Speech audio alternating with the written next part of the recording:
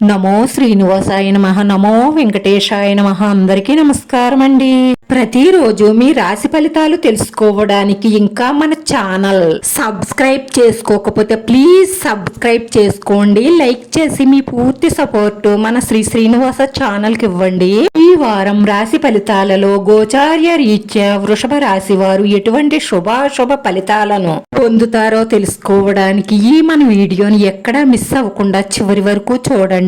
వారంలో ఈ శత్రువర్గంపై విజయం సాధిస్తారు. అదృష్టం కలిసి వస్తుంది. శుభవార్తలు అందుకుంటారు. బంధుమిత్రుల నుంచి సహాయ సహకారాలు అందుకుంటారు. మంచి శుభవార్తలు అయితే అందుతాయి. కానీ మీరు బాగున్నారు అన్న అసూయతో ఒక స్త్రీ ఈ శుభవార్తల మీద ఈర్షతో మీకు హాని చెయ్యడానికి ప్రయత్నిస్తున్నారు. మీరంటే గిట్టని వాళ్ళు ఎవరో మీకు కొంతవరకు తెలుస్తుంది కాబట్టి వారితో కాస్త జాగ్రత్తగా ఉండండి. కుటుంబంలో సమస్యల వల్ల చిన్నపాటి చికాకులు ఉంటాయి.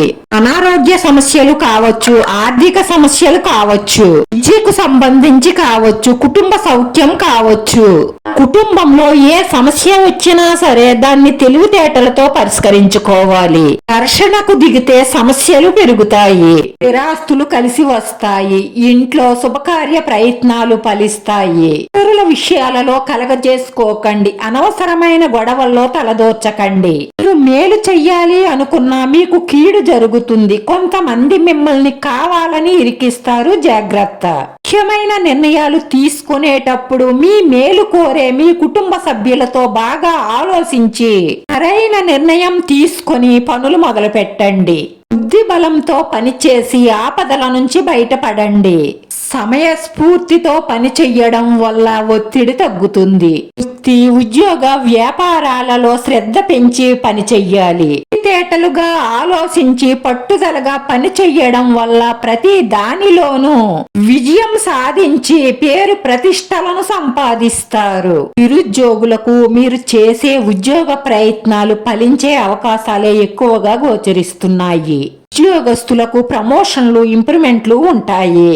పనిలో మీ మాట చెల్లుబాటు అవుతుంది. అధికార యోగం గోచరిస్తుంది. సోమరితనాన్ని విడిచిపెట్టి ఏకాగ్రతతో ఆలోచించి మీరు అనుకున్నది సాధిస్తారు. ఆర్థికంగా నిలదొక్కుంటారు. అనవసరమైన ఖర్చులు మానేసి సంపదను వృద్ధి చేసుకునే సమయం ఇదే.